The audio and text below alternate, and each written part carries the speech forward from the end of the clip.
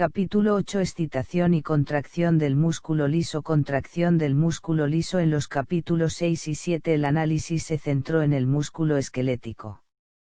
Ahora pasamos al músculo liso, que está formado por fibras mucho menores, habitualmente de 1 a 5 m de diámetro y de solo 20 a 500 m de longitud. Por el contrario, las fibras musculares esqueléticas tienen un diámetro hasta 30 veces mayor y una longitud cientos de veces mayor. Muchos de los mismos principios de la contracción se aplican al músculo liso y al músculo esquelético.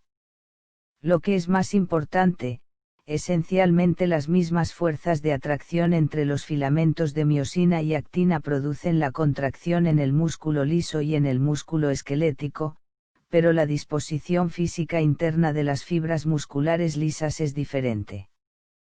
Tipos de músculo liso. El músculo liso de los distintos órganos es distinto del de la mayor parte de los demás en varios sentidos. 1. Dimensiones físicas. 2. Organización en fascículos o láminas. 3. Respuesta a diferentes tipos de estímulos. 4. Características de la inervación. Y 5. Función. Sin embargo, en aras de la simplicidad, el músculo liso en general se puede dividir en dos tipos principales, que se muestran en la figura 8a1, músculo liso multiunitario y músculo liso unitario, o monounitario. Figura 8a1 músculo liso multiunitario A y unitario B. Músculo liso multiunitario. Este tipo de músculo liso está formado por fibras musculares lisas separadas y discretas. Cada una de las fibras actúa independientemente de las demás y con frecuencia está inervada por una única terminación nerviosa, como ocurre en las fibras musculares esqueléticas. Además, la superficie externa de estas fibras, como en el caso de las fibras musculares esqueléticas, está cubierta por una capa delgada de sustancia similar a una membrana basal, una mezcla de colágeno fino y glucoproteínas que aísla las fibras separadas entre sí. Las características fundamentales de las fibras musculares lisas multiunitarias son que cada una de las fibras se puede contraer independientemente de las demás, y que su control se ejerce principalmente por señales nerviosas. Por el contrario, una parte importante del control del músculo liso unitario es ejercida por estímulos no nerviosos. Algunos ejemplos de músculo liso multiunitario son el músculo ciliar del ojo, el músculo del iris del ojo y los músculos piloerectores que producen la erección del pelo cuando los estimula el sistema nervioso simpático. Músculo liso unitario. Este tipo se denomina músculo liso sincitial o músculo liso visceral. El término unitario es confuso porque no se refiere a fibras musculares únicas. Por el contrario, se refiere a una masa de cientos a miles de fibras musculares lisas que se contraen juntas como una única unidad. Las fibras habitualmente están dispuestas en láminas o fascículos, y sus membranas celulares están adheridas entre sí en múltiples puntos, de modo que la fuerza que se genera en una fibra muscular se puede transmitir a la siguiente. Además, las membranas celulares están unidas por muchas uniones en hendidura a través de las cuales los iones pueden fluir libremente desde una célula muscular a otra, de modo que los potenciales de acción o el flujo iónico simple sin potenciales de acción puede viajar desde una fibra a otra y hacer que las fibras musculares se contraigan simultáneamente. Este tipo de músculo liso también se conoce como músculo liso sincitial debido a sus interconexiones sincitiales entre las fibras. También se denomina músculo liso visceral porque se encuentra en la pared de la mayor parte de las vísceras del cuerpo, por ejemplo el aparato digestivo, las vías biliares, los uréteres, el útero y muchos vasos sanguíneos. Mecanismo contráctil en el músculo liso. Base química de la contracción del músculo liso. El músculo liso contiene filamentos tanto de actina como de miosina, que tienen características químicas similares a los filamentos de actina y miosina del músculo esquelético. No contiene el complejo de troponina necesario para el control de la contracción del músculo esquelético, de modo que el mecanismo de control de la contracción es diferente. Esta cuestión se analiza en detalle más adelante en este mismo capítulo. Estudios químicos han mostrado que los filamentos de actina y miosina del músculo liso interactúan entre sí de manera muy similar a cómo lo hacen en el músculo esquelético. Además, el proceso contráctil es activado por los iones calcio, y el trifosfato de adenosina, ATP, se degrada a difosfato de adenosina, ADP, para proporcionar la energía para la contracción. Sin embargo, hay diferencias importantes entre la organización física del músculo liso y la del músculo esquelético, así como diferencias en el acoplamiento excitación-contracción, el control del proceso contráctil por los iones calcio, la duración de la contracción y la cantidad de energía necesaria. Base física de la contracción del músculo liso. El músculo liso no tiene la misma disposición estriada de los filamentos de actina y miosina que se encuentra en el músculo esquelético. Por el contrario, las técnicas de microfotografía electrónica indican la organización física que se ilustra en la figura 8a2, que muestra grandes números de filamentos de actina unidos a los cuerpos densos. Algunos de estos cuerpos están unidos a la membrana celular, otros están dispersos en el interior de la célula. Algunos de los cuerpos densos de la membrana de células adyacentes están unidos entre sí por puentes proteicos intercelulares. La fuerza de contracción se transmite de unas células a otras principalmente a través de estos enlaces. Figura 8a2. Estructura física del músculo liso. La fibra de la parte superior izquierda muestra los filamentos de actina que irradian desde los cuerpos densos. La fibra de la parte inferior derecha y el diagrama del lado derecho muestran la relación de los filamentos de miosina con los filamentos de actina. Interpuestos entre los filamentos de actina de la fibra muscular están los filamentos de miosina. Estos filamentos tienen un diámetro superior al doble que los filamentos de actina. En las microfotografías electrónicas habitualmente se ven 5 a 10 veces más filamentos de actina que de miosina. En la parte derecha de la figura 8a2 se presenta la estructura que se ha propuesto de una unidad contráctil individual del interior de una célula muscular lisa, en la que se ven grandes números de filamentos de actina que irradian desde dos cuerpos densos. Los extremos de estos filamentos se superponen a un filamento de miosina que está localizado a mitad de camino entre los cuerpos densos. Esta unidad contráctil es similar a la del músculo esquelético, aunque sin la regularidad de su estructura. De hecho, los cuerpos densos del músculo liso tienen la misma función que los discos Z del músculo esquelético. Otra diferencia reside en que la mayoría de los filamentos de miosina tienen lo que se denomina puentes cruzados lateropolares, dispuestos de tal manera que los puentes de un lado basculan en una dirección y los del otro lado basculan en la dirección opuesta. Esta configuración permite que la miosina tire de un filamento de actina en una dirección en un lado a la vez que tira de otro filamento de actina en la dirección opuesta en el otro lado. La utilidad de esta organización es que permite que las células musculares lisas se contraigan hasta el 80% de su longitud, en lugar de estar limitadas a menos del 30%, como ocurre en el músculo esquelético. Comparación de la contracción del músculo liso con la contracción del músculo estriado. Aunque la mayoría de los músculos esqueléticos se contraen y relajan rápidamente, muchas de las contracciones del músculo liso son contracciones tónicas prolongadas, que a veces duran horas o incluso días. Por tanto, cabe esperar que las características físicas y químicas de la contracción del músculo liso sean diferentes de las del músculo esquelético. En los apartados siguientes se presentan algunas de las diferencias.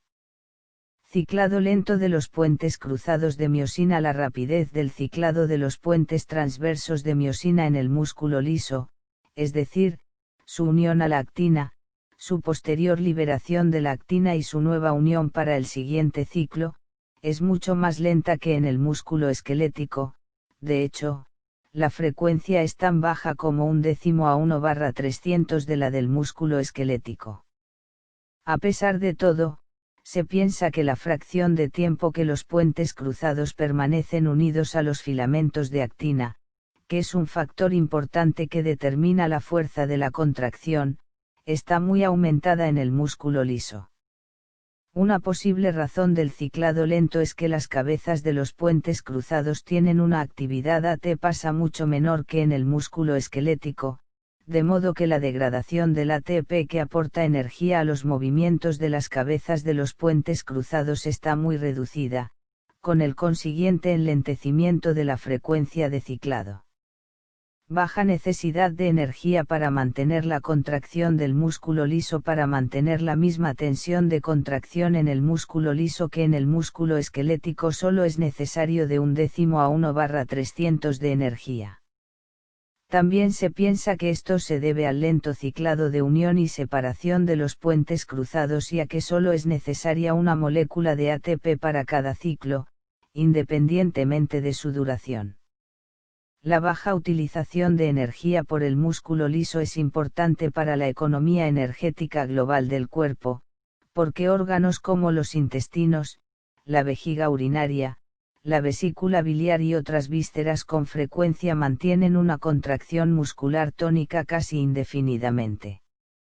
Lentitud del inicio de la contracción y relajación del tejido muscular liso total. Un tejido muscular liso típico comienza a contraerse de 50 a 100 ms después de ser excitado, alcanza la contracción completa aproximadamente 0,5 s después, y después la fuerza contráctil disminuye en 1 a 2 s más, dando un tiempo total de contracción de 1 a 3 s. Este tiempo es aproximadamente 30 veces más prolongado que una contracción única de una fibra muscular esquelética media. Sin embargo, como hay tantos tipos de músculo liso, la contracción de algunos tipos puede ser tan corta como 0,2 s o tan larga como 30 s. El inicio lento de la contracción del músculo liso, así como su contracción prolongada, está producido por la lentitud de la unión y la separación de los puentes cruzados a los filamentos de actina. Además, el inicio de la contracción en respuesta a los iones calcio es mucho más lento que en el músculo esquelético, como se analizará más adelante.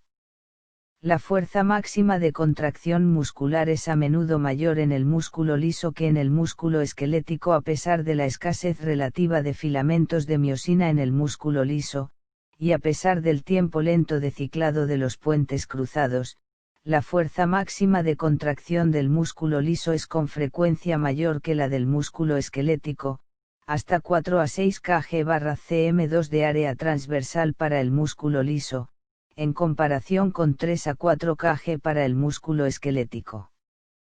Esta gran fuerza de la contracción del músculo liso se debe al periodo prolongado de unión de los puentes cruzados de miosina a los filamentos de actina. El mecanismo de cerrojo facilita el mantenimiento prolongado de las contracciones del músculo liso. Una vez que el músculo liso ha generado la contracción máxima, la magnitud de la excitación continuada habitualmente se puede reducir a mucho menos del nivel inicial, a pesar de lo cual el músculo mantiene su fuerza de contracción completa. Además, la energía que se consume para mantener la contracción con frecuencia es minúscula, a veces tan solo 1/300 de la energía necesaria para una contracción sostenida y comparable del músculo esquelético. Este efecto se denomina mecanismo de cerrojo. La importancia del mecanismo de cerrojo es que permite mantener una contracción tónica prolongada en el músculo liso durante horas con un bajo consumo de energía. Es necesaria una señal excitadora continua baja procedente de las fibras nerviosas o de fuentes hormonales. Tensión-relajación del músculo liso. Otra característica importante del músculo liso, especialmente del tipo unitario visceral de músculo liso de muchos órganos huecos, es su capacidad de recuperar casi su fuerza de contracción original segundos a minutos después de que haya sido alargado o acortado. Por ejemplo, un aumento súbito del volumen de la vejiga urinaria, que produce distensión del músculo liso de la pared de la vejiga, produce un gran aumento inmediato de presión en la vejiga. Sin embargo, en los 15S a 1 min siguientes, a pesar de la distensión continuada de la pared de la vejiga, la presión casi recupera su nivel original. Posteriormente, cuando se aumenta el volumen en otro escalón, se produce de nuevo el mismo efecto. Por el contrario, cuando se produce una reducción súbita de volumen, la presión disminuye drásticamente al principio, aunque después aumenta en un plazo de otros pocos segundos o minutos hasta o casi hasta el nivel original. Estos fenómenos se denominan tensión-relajación y tensión-relajación inversa. Su importancia radica en que, excepto durante breves periodos, permiten que un órgano hueco mantenga aproximadamente la misma presión en el interior de su luz a pesar de grandes cambios de volumen sostenidos. Regulación de la contracción por los iones calcio. Al igual que en el caso del músculo esquelético, el estímulo que inicia la mayoría de las contracciones del músculo liso es un aumento de los iones calcio en el medio intracelular. Este aumento puede estar producido en diferentes tipos de músculo liso por la estimulación nerviosa de las fibras de músculo liso, por estimulación hormonal, por distensión de la fibra o incluso por cambios del ambiente químico de la fibra. El músculo liso no contiene troponina, la proteína reguladora que es activada por los iones calcio para producir la contracción del músculo esquelético. En cambio, la contracción del músculo liso está activada por un mecanismo totalmente distinto, como se describe en el siguiente apartado. Los iones calcio se combinan con la calmodulina para provocar la activación de la miosina cinasa y la fosforilación de la cabeza de miosina en lugar de la troponina. Las células musculares lisas contienen una gran cantidad de otra proteína reguladora denominada calmodulina, Fig8A3.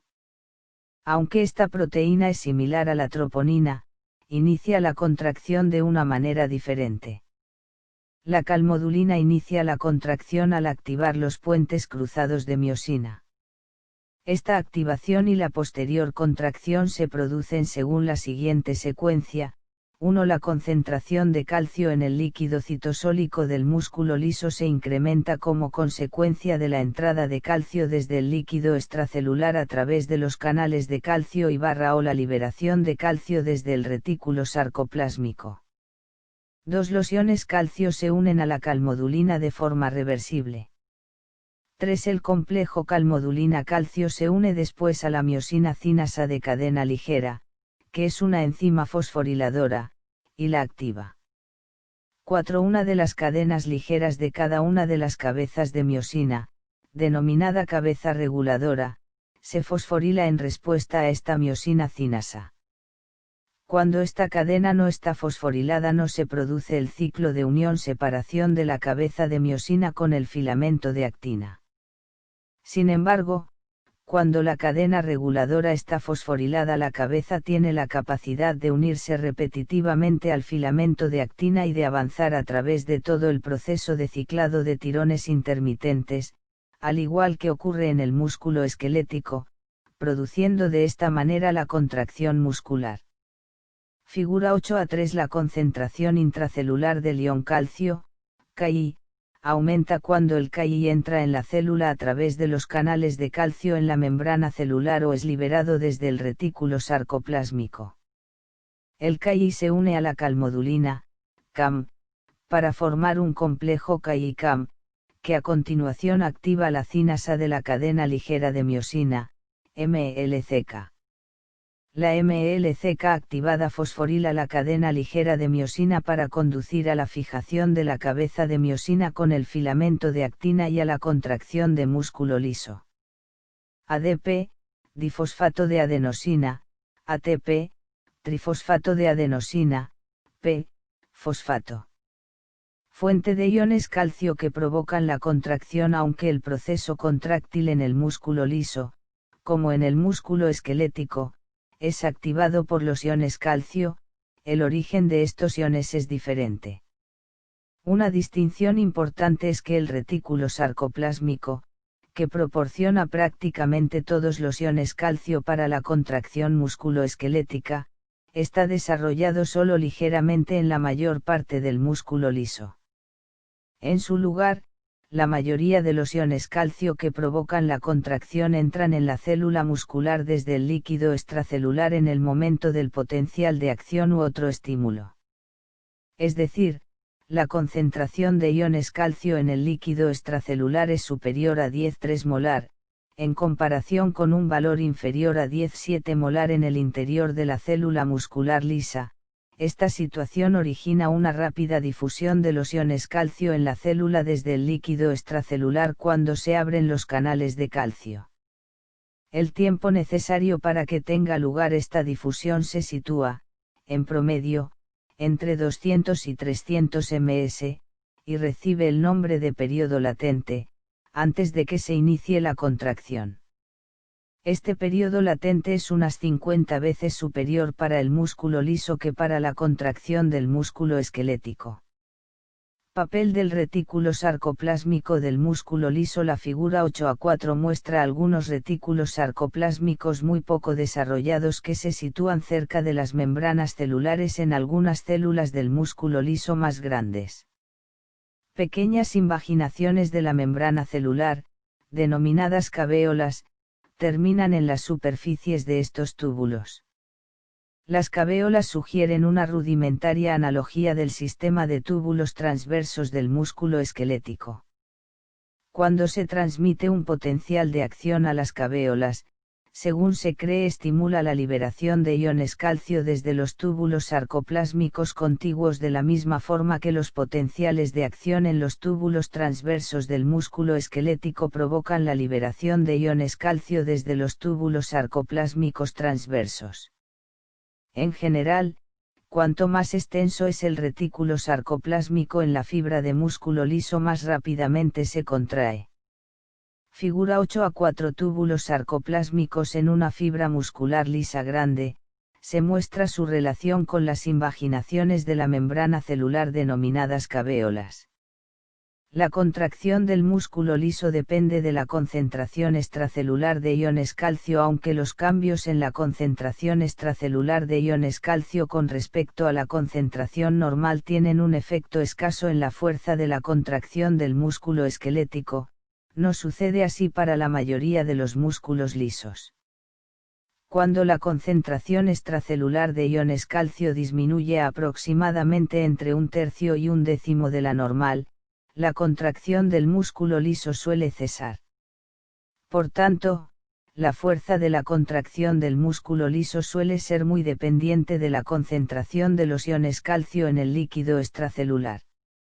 Se necesita una bomba de calcio para inducir la relajación del músculo liso. Para provocar la relajación del músculo liso después de que se haya contraído es preciso extraer los iones calcio de los líquidos intracelulares. Esta extracción se consigue mediante una bomba de calcio que bombea los iones calcio fuera de la fibra de músculo liso de nuevo al líquido extracelular, o al retículo sarcoplásmico, si estuviera presente. Fig 8a5. Esta bomba necesita ATP y es de acción lenta en comparación con la bomba de rápida acción del retículo sarcoplásmico en el músculo esquelético. Por consiguiente, una única contracción de músculo liso a menudo dura unos segundos, y no centésimas o décimas de segundo, como sucede en el músculo esquelético. Figura 8a5. La relajación del músculo liso tiene lugar cuando la concentración de iones calcio, Ki, disminuye por debajo de un nivel crítico mientras se bombea Ki fuera de la célula o en el retículo sarcoplásmico. A continuación el Ki se libera de la calmodulina, CAM, y la miosina fosfatasa elimina el fosfato de la cadena ligera de miosina, con lo que se desprende la cabeza de miosina del filamento de actina y se produce la relajación del músculo liso. ADP, difosfato de adenosina, ATP, trifosfato de adenosina, NAI, sodio, P, fosfato. La miosina fosfatasa es importante en la interrupción de la contracción. La relajación del músculo liso tiene lugar cuando los canales de calcio se cierran y la bomba de calcio transporta iones calcio fuera del líquido citosólico de la célula. Cuando la concentración de iones calcio disminuye por debajo de un nivel crítico, los procesos que se acaban de señalar se invierten automáticamente, excepto la fosforilación de la cabeza de miosina. La inversión de esta reacción precisa otra enzima, la miosina fosfatasa, VFIG8A5, que está localizada en el citosol de la célula muscular lisa y que escinde el fosfato de la cadena ligera reguladora. Después se interrumpe el ciclo y finaliza la contracción. Por tanto, el tiempo necesario para la relajación de la contracción muscular está determinado en gran medida por la cantidad de miosina fosfatasa activa en la célula. Posible mecanismo de regulación del fenómeno de cerrojo. Debido a la importancia del fenómeno de cerrojo en el músculo liso, y cómo este fenómeno permite el mantenimiento a largo plazo del tono en muchos órganos que tienen músculo liso sin un gran gasto de energía, se han hecho muchos intentos de explicarlo. Entre los muchos mecanismos que se han propuesto, uno de los más sencillos es el siguiente. Cuando las enzimas miosina cinasa y miosina fosfatasa están intensamente activadas, la frecuencia de ciclado de las cabezas de miosina y la velocidad de contracción son elevadas. Después, cuando disminuye la activación de las enzimas, lo hace también la frecuencia de ciclado, pero al mismo tiempo la desactivación de estas enzimas permite que las cabezas de miosina permanezcan unidas al filamento de actina durante una proporción cada vez mayor del periodo de ciclado. Por tanto, el número de cabezas unidas al filamento de actina en cualquier momento dado sigue siendo grande. Como el número de cabezas unidas a la actina determina la fuerza estática de la contracción, se mantiene, o cierra, la tensión. Sin embargo, el músculo utiliza poca energía porque el ATP no se degrada a ADP excepto en las pocas ocasiones en las que una cabeza se separa. Control nervioso y hormonal de la contracción del músculo liso. Aunque las fibras musculares esqueléticas son estimuladas exclusivamente por el sistema nervioso, la contracción del músculo liso puede ser estimulada por señales nerviosas, estimulación hormonal, distensión del músculo y otros diversos estímulos. El principal motivo de esta diferencia es que la membrana del músculo liso contiene muchos tipos de proteínas receptoras que pueden iniciar el proceso contráctil. Además, otras proteínas receptoras inhiben la contracción del músculo liso, que es otra diferencia respecto al músculo esquelético. Por tanto, en esta sección se analiza el control nervioso de la contracción del músculo liso, seguido del control hormonal y de otros mecanismos de control. Uniones neuromusculares del músculo liso. Anatomía fisiológica de las uniones neuromusculares del músculo liso. Las uniones neuromusculares del tipo muy estructurado que se encuentran en las fibras del músculo esquelético no aparecen en el músculo liso.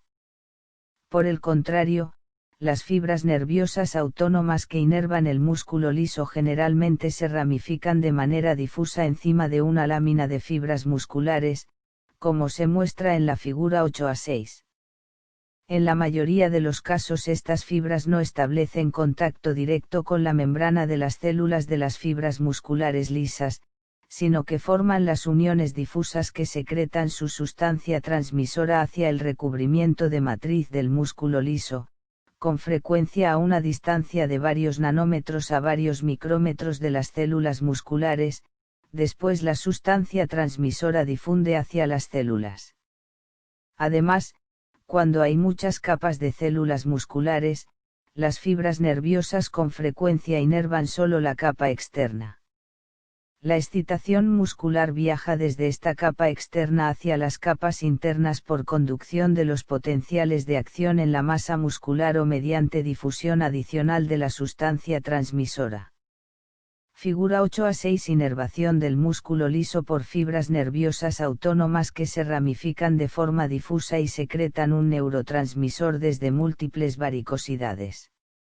Las células unitarias, viscerales, de músculo liso están conectadas por uniones en hendidura de manera que la despolarización puede difundirse rápidamente de unas células a otras, lo que hace posible que las células musculares se contraigan como una sola unidad.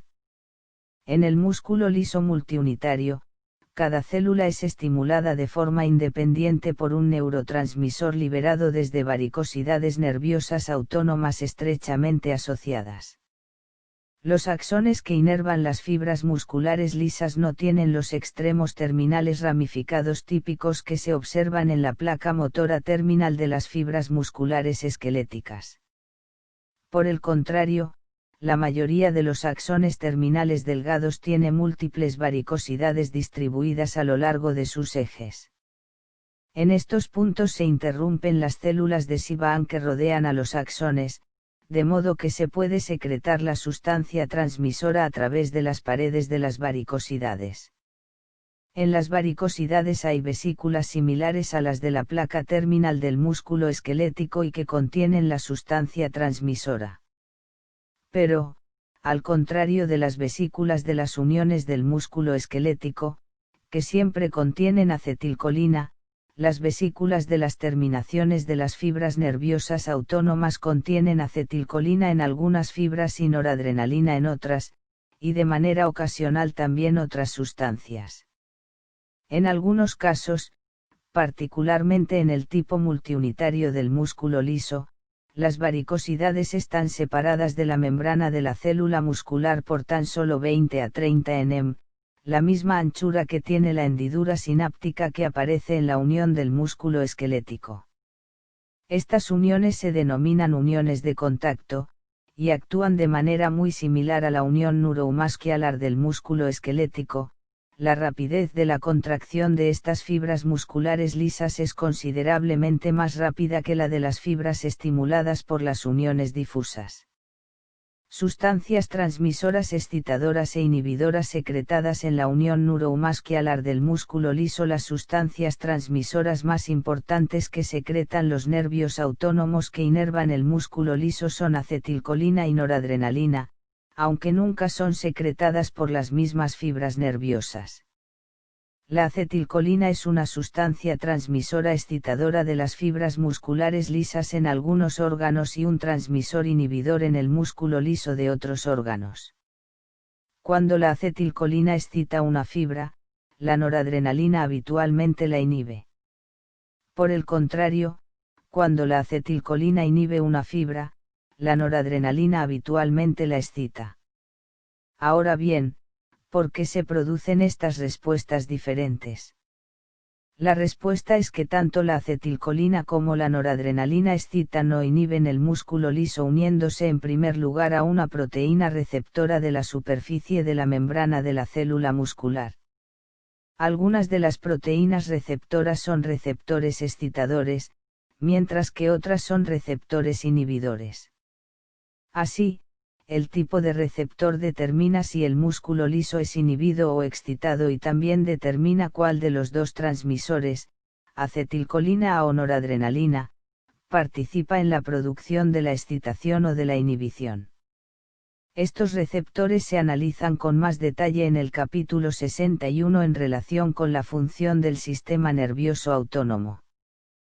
Potenciales de membrana y potenciales de acción en el músculo liso. Potenciales de membrana en el músculo liso. El voltaje cuantitativo del potencial de membrana del músculo liso depende de la situación momentánea del músculo.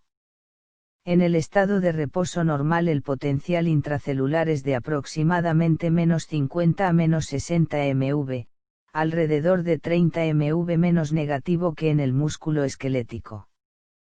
Potenciales de acción en el músculo liso unitario. Los potenciales de acción se producen en el músculo liso unitario, como el músculo visceral, de la misma forma que en el músculo esquelético. Normalmente no se producen en la mayoría de los tipos multiunitarios de músculo liso, como se analiza en una sección posterior. Los potenciales de acción del músculo liso visceral se producen en una de dos formas: 1. Potenciales en espiga, o 2. Potenciales de acción con meseta. Potenciales en espiga. Los potenciales de acción en espiga típicos, como los que se ven en el músculo esquelético, aparecen en la mayoría de los tipos de músculo liso unitario. La duración de este tipo de potencial de acción es de 10 a 50 ms, como se ve en la figura 8-7a.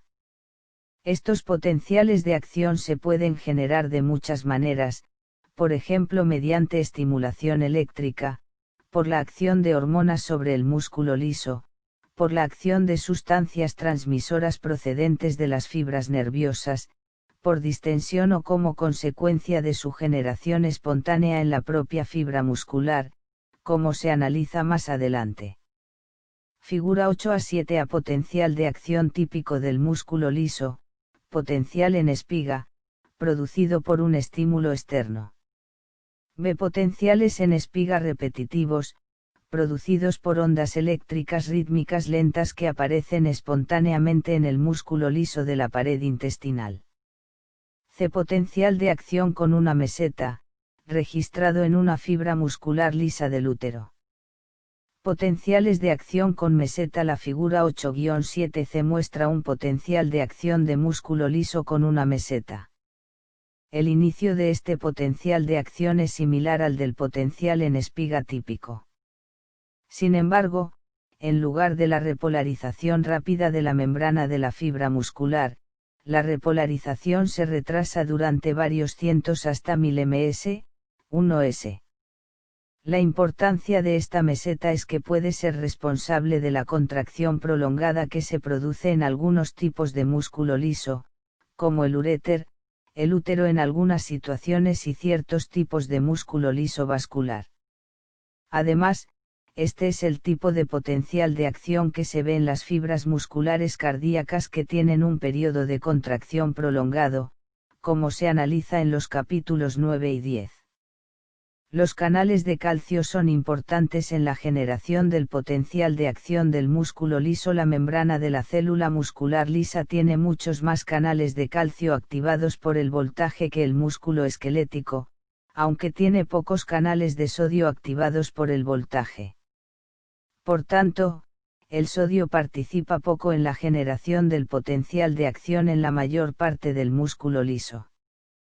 Por el contrario, el flujo de iones calcio hacia el interior de la fibra es el principal responsable del potencial de acción. Este flujo ocurre de la misma manera autorregenerativa que se produce en los canales de sodio de las fibras nerviosas y de las fibras musculares esqueléticas. Sin embargo, los canales de calcio se abren muchas veces más lentos que los canales de sodio, y también permanecen abiertos mucho más tiempo. Estas características explican en gran medida los prolongados potenciales de acción en meseta de algunas fibras musculares lisas. Otra característica importante de la entrada de los iones calcio en las células durante el potencial de acción es que los iones calcio actúan directamente sobre el mecanismo contráctil del músculo liso para producir la contracción. Así, el calcio realiza dos tareas a la vez. Los potenciales de onda lenta en el músculo liso unitario pueden conducir a la generación espontánea de potenciales de acción. Algunas células musculares lisas son autoexcitadoras. Es decir, los potenciales de acción se originan en las propias células musculares lisas sin ningún estímulo extrínseco. Esta actividad con frecuencia se asocia a un ritmo de ondas lentas básico del potencial de membrana. En la figura 8-7b se puede ver una onda lenta típica en un músculo liso visceral del tubo digestivo. La propia onda lenta no es el potencial de acción. Es decir, no es un proceso autorregenerativo que se propaga progresivamente a lo largo de las membranas de las fibras musculares, sino que es una propiedad local de las fibras musculares lisas que forman la masa muscular. No se conoce la causa del ritmo de ondas lentas. Una hipótesis es que las ondas lentas están producidas por la aparición y desaparición del bombeo de iones positivos, probablemente iones sodio, hacia el exterior a través de la membrana de la fibra muscular, es decir, el potencial de membrana se hace más negativo cuando el sodio se bombea rápidamente y menos negativo cuando la bomba de sodio es menos activa. Otra hipótesis es que las conductancias de los canales iónicos aumentan y disminuyen de manera rítmica. La importancia de las ondas lentas es que, cuando son lo suficientemente intensas, pueden iniciar potenciales de acción. Las ondas lentas en sí mismas no pueden producir la contracción muscular. No obstante, cuando el máximo del potencial de la onda lenta negativa en el interior de la membrana celular aumenta en dirección positiva desde -60 hasta aproximadamente -35 mV, el umbral aproximado para generar potenciales de acción en la mayor parte del músculo liso visceral, se produce un potencial de acción que se propaga a lo largo de la masa muscular y se produce la contracción. La figura 8-7b muestra este efecto, de modo que en cada pico de la onda lenta se producen uno o más potenciales de acción. Estas secuencias repetitivas de potenciales de acción desencadenan una contracción rítmica de la masa del músculo liso. Por tanto, las ondas lentas se denominan ondas marcapasos. En el capítulo 63 se verá que este tipo de actividad marcapasos controla las contracciones rítmicas del tubo digestivo. Excitación del músculo liso visceral por distensión muscular. Cuando el músculo liso visceral, unitario, es distendido lo suficiente, habitualmente se generan potenciales de acción espontáneos, que se deben a una combinación de, 1. Los potenciales de onda lenta normales, y 2. La disminución de la negatividad global del potencial de membrana que produce la distensión. Esta respuesta a la distensión permite que la pared del tubo digestivo, cuando se distiende excesivamente, se contraiga automática y rítmicamente. Por ejemplo, cuando el tubo digestivo está excesivamente lleno por el contenido intestinal, las contracciones automáticas locales con frecuencia generan ondas peristálticas que propulsan el contenido desde el intestino excesivamente lleno, habitualmente hacia el ano. Despolarización del músculo liso multiunitario sin potenciales de acción. Las fibras musculares lisas del músculo liso multiunitario, como el músculo del iris del ojo o el músculo erector de cada uno de los cabellos, normalmente se contraen sobre todo en respuesta a estímulos nerviosos. Las terminaciones nerviosas secretan acetilcolina en el caso de algunos músculos lisos multiunitarios y noradrenalina en el caso de otros. En ambos casos, las sustancias transmisoras producen despolarización de la membrana del músculo liso, y esto a su vez produce la contracción. Habitualmente no se producen potenciales de acción, porque las fibras son demasiado pequeñas para generar un potencial de acción. Cuando se producen potenciales de acción en el músculo liso unitario visceral, se deben despolarizar simultáneamente de 30 a 40 fibras musculares antes de que se produzca un potencial de acción autopropagado. Sin embargo, en las células musculares lisas pequeñas, incluso sin potencial de acción, la despolarización local, denominada potencial de la unión, que produce la propia sustancia transmisora nerviosa se propaga electrotónicamente en toda la fibra y es lo único necesario para producir la contracción muscular.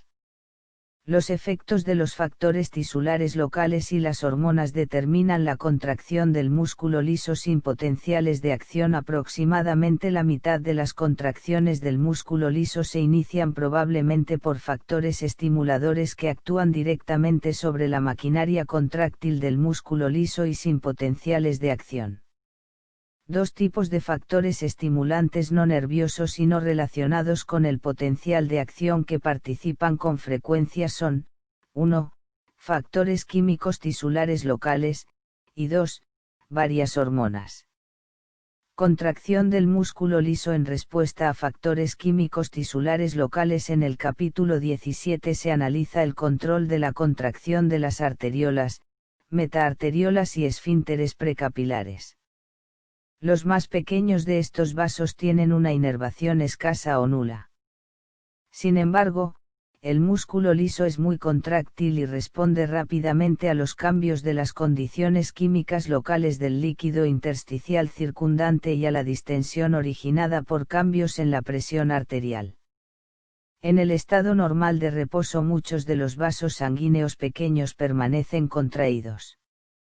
Sin embargo, cuando es necesario un flujo sanguíneo tisular adicional, múltiples factores pueden relajar la pared vascular, permitiendo de esta manera el aumento del flujo. Así, un potente sistema de control de retroalimentación local controla el flujo sanguíneo a la zona tisular local. Algunos de los factores de control específicos son: 1. La ausencia de oxígeno en los tejidos locales produce relajación del músculo liso y, en consecuencia, vasodilatación. 2. El exceso de anhídrido carbónico produce vasodilatación. 3. El aumento de la concentración de iones hidrógeno produce vasodilatación. La adenosina, el ácido láctico, el aumento de los iones potasio, la disminución de la concentración de los iones calcio y el aumento de la temperatura corporal producen vasodilatación local. La disminución de la presión arterial, al originar una menor distensión del músculo liso vascular, hace también que estos pequeños vasos sanguíneos se dilaten. Efectos de las hormonas sobre la contracción del músculo liso. Muchas de las hormonas circulantes en la sangre afectan en cierto grado a la contracción del músculo liso, y algunas tienen efectos profundos. Entre las más importantes se encuentran la noradrenalina, la adrenalina, la angiotensina 2, la endotelina, la vasopresina, la oxitocina, la serotonina y la histamina.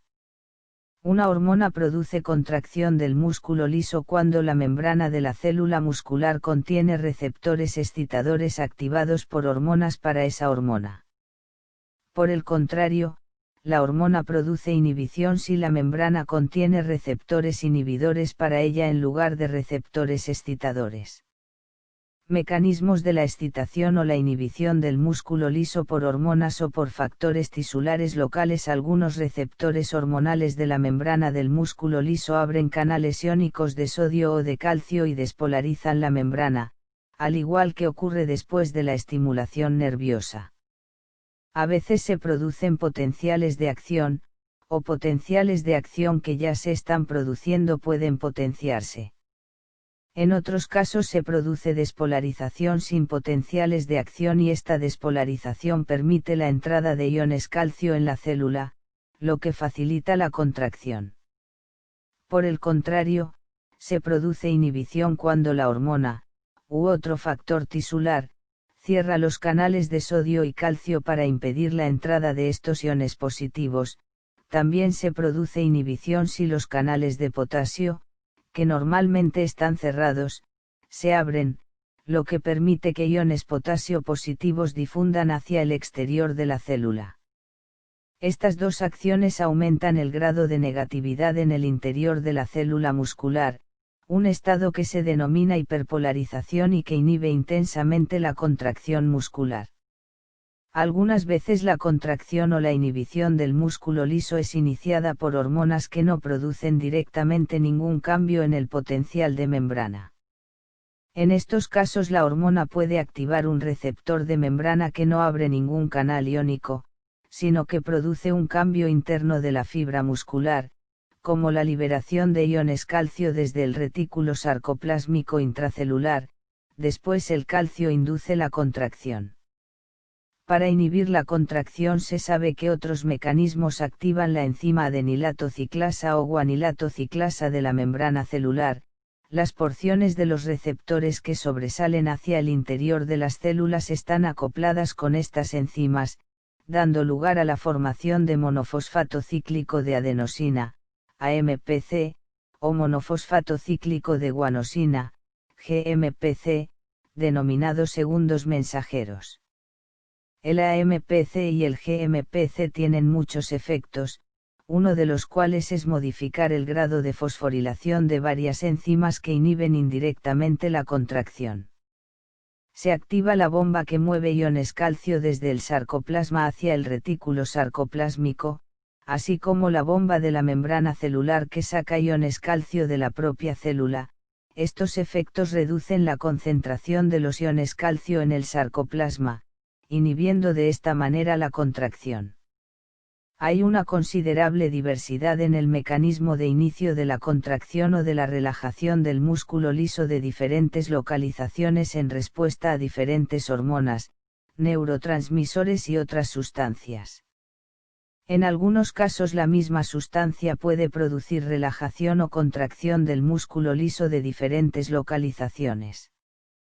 Por ejemplo, la noradrenalina inhibe la contracción del músculo liso del intestino, aunque estimula la contracción del músculo liso de los vasos sanguíneos.